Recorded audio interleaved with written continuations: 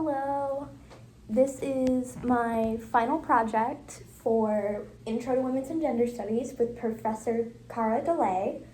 I'm doing my project on the sexualization of abuse within homosexual relationships, specifically within Asian media, but also how a Western audience reacts to such media.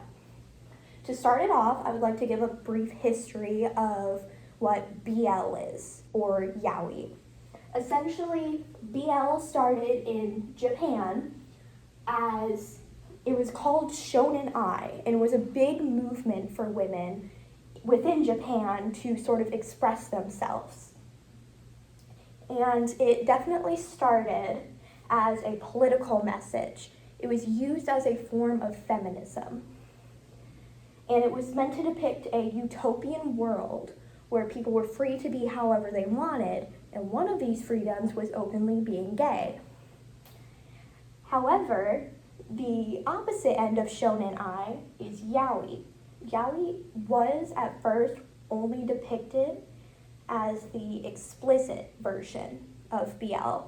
However, over time it has lost its meaning, and people use it when referring to just the regular romantic versions of BL. And the term for those who enjoy yaoi, typically the women who do, are called fujiyoshis, which directly translates to rotten girls, which that alone has its own undertones that I'm sure you can pick up. And now we can get into the different terms used within yaoi and BL. The first one is seme, or the attacker, which already is not something you want to use when referring to a sexual relationship. And the uke is the receiver. Now that term itself isn't entirely harmful, as the Romans as well used to depict a homosexual relationship okay if you weren't the receiver. However, over time, as yaoi and BL has spread across all forms of media in all sorts of countries, it has slowly become more about the power dynamic, which it already was with the word seme already having undertones of abuse. However, the power dynamic is most prevalent when it comes to Korean BL, which I will get into in a moment. However, let's talk more about the real-world statistics that are involved with homosexual abuse.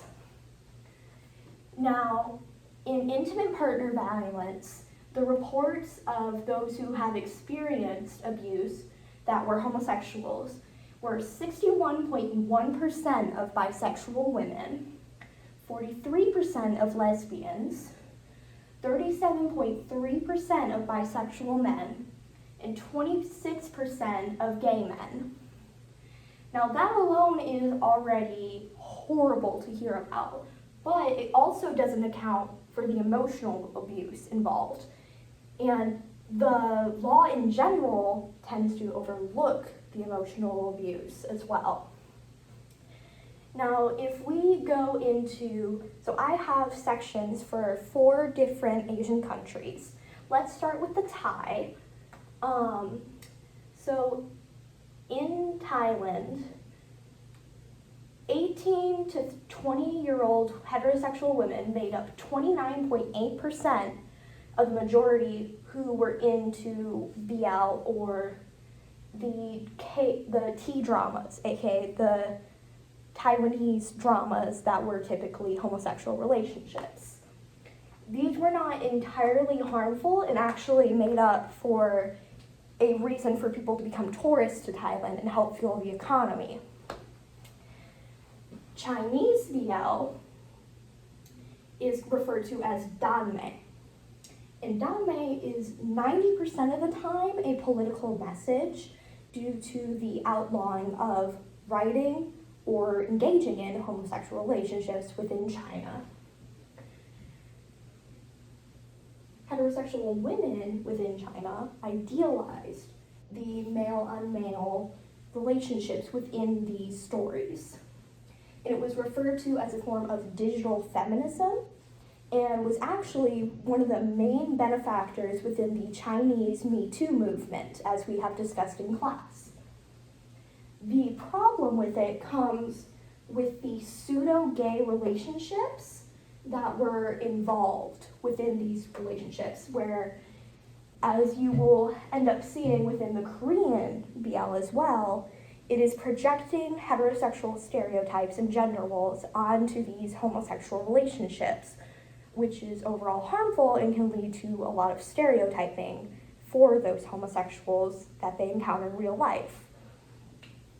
Now, if we move on to Korean BL is one of the, I wouldn't say the most harmful, but a lot of the most harmful forms of BL and BL stories come from Korean webcomics. That has to do with a lot of the political state of Korea, where the rape in Korea is defined as the female vaginal canal being penetrated by the male organ. So if you are a male raped by a woman, it is not illegal. If you are a male raped by a male, it is not illegal. Or if you're a woman raped by a woman, it is not illegal. So that alone is harmful and has not been changed since around 2008.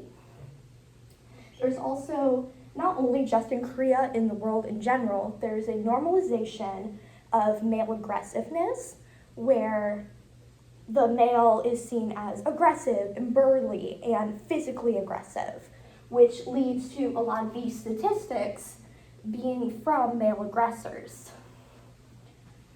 Now, there's also the romanticization of sexual assault of younger males, because younger males are seen as more feminine, which is not a new phenomenon, especially within Asia, as in Japan, in the red light district, where most of prostitution occurred, there was a whole subgender created just for younger males that were prostitutes. And once they reached a certain age, they were no longer a prostitute.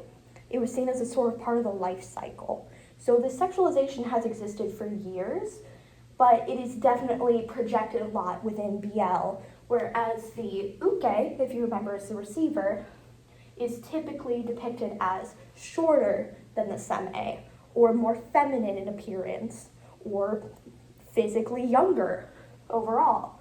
And one example of this is actually from a Japanese piece of media called Super Lovers that aired in 2022 as part of a series from a manga artist. And it is one of the most harmful depictions of a homosexual relationship in media today, where it depicts a 17-year-old boy named Haru going to Canada to meet his half-brother Ren, who was raised by Wolf, who is 8 years old. And Haru essentially grooms Ren and gives him a kiss as a reward for a deed he has done.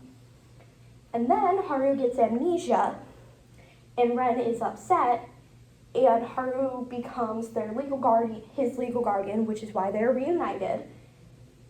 But Haru, within the media itself, says, "I am both his legal guardian and his lover." That alone is such a bad stereotype, but also such a harmful depiction that so many people have enjoyed and romanticized. That is a form of abuse. Grooming is a form of abuse. Then we get into the Korean comics. There is one called Jinx, where every explicit chapter contained acts regarding sexual violence, with no rating for it, except for the #rough. And most people's argument for it is, it's just fiction. Or, well, the attacker, or the seme, is really attractive, so that justifies his actions, which actually occurs in real life. And a lot of people within the court system are let go because of pretty privilege. And within it, it is harmful in itself because their sex is an exchange, where Don, the main character, is low on money. He is the uke.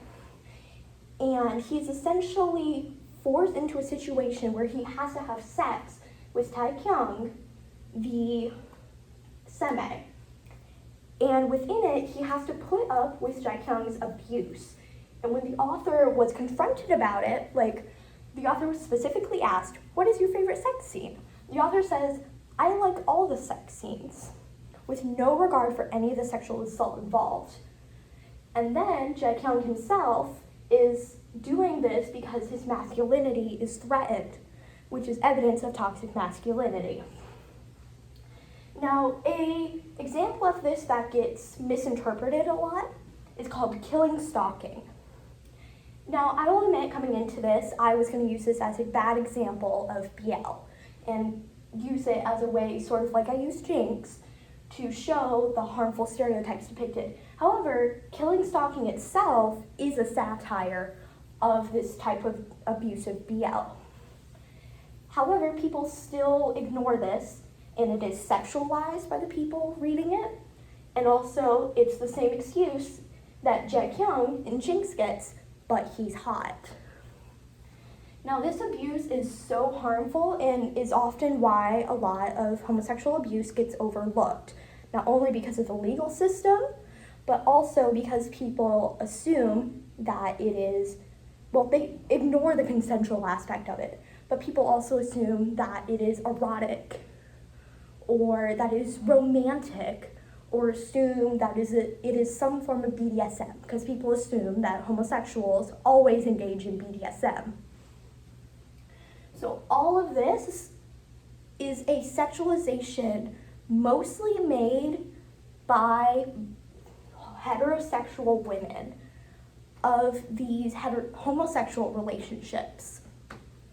That is why people need to speak out about the truth of these kinds of stories so that these statistics lower. Thank you.